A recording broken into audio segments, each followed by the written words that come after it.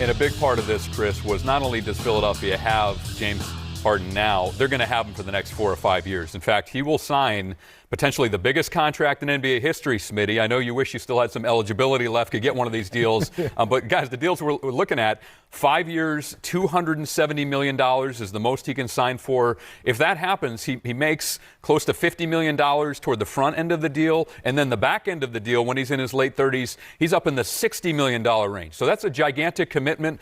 James Harden, we'll see how he ages. Obviously, when he's healthy and right, we know what he can do. But this is a big gamble for Philadelphia. He certainly helps them today if they get James Harden in shape and in the right mindset. Is that contract going to age well? I think Philly's calculation is that we have Joel Embiid in his prime now. We don't want to waste that prime. We're going for it. We're trying to win a championship this year. They did. I wrote that down. 5 years, 270.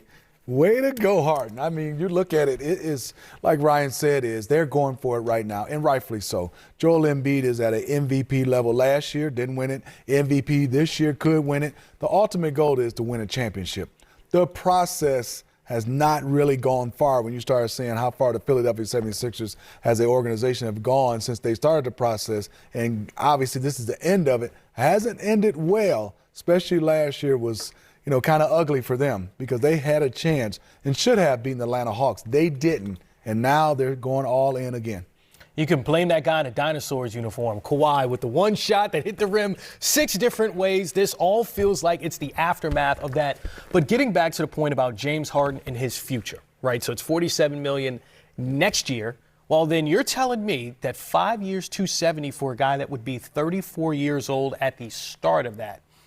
Seems like a very daunting contract to offer him.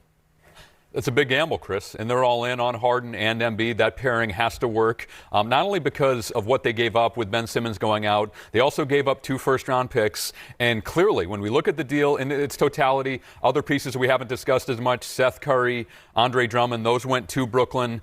Philadelphia really values their young rotational players. Tyrese Maxey, who's emerging as potentially a star in the backcourt, and then one of the best wing defenders in the league, Matisse Thybulle.